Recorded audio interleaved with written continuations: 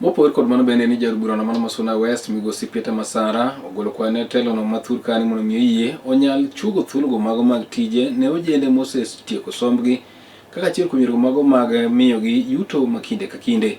Masara kane wuoyo e sa chiwo gige somo e skulno mong'ere kaka Magoto Comprehensive ne bendo jiwo rawere mondo miyo onyal tiyo kanyo kod omenda mag yudo matin weche mago mag yawo ohelni mopogore opogore manyalo biro konyogi chung' kendgi e kinde manyime. Marareo, Kamindi. The border sector is a very big sector which is giving youth employment, but they are not being supported.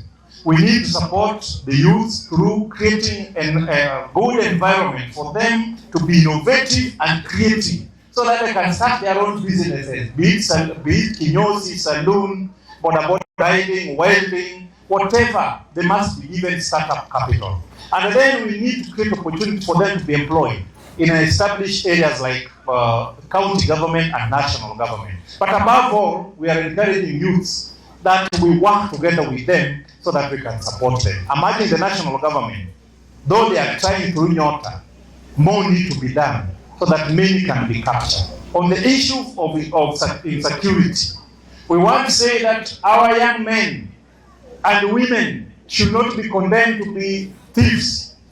Some of them are very innocent, and the few who are bringing insecurity want to tell the relevant authorities to deal with them so that the normal mwananchi, the ordinary citizen, can enjoy the peace they fought for a long time. I want to condemn any insecurity in any way. Those are propagating the issue of Buddhism.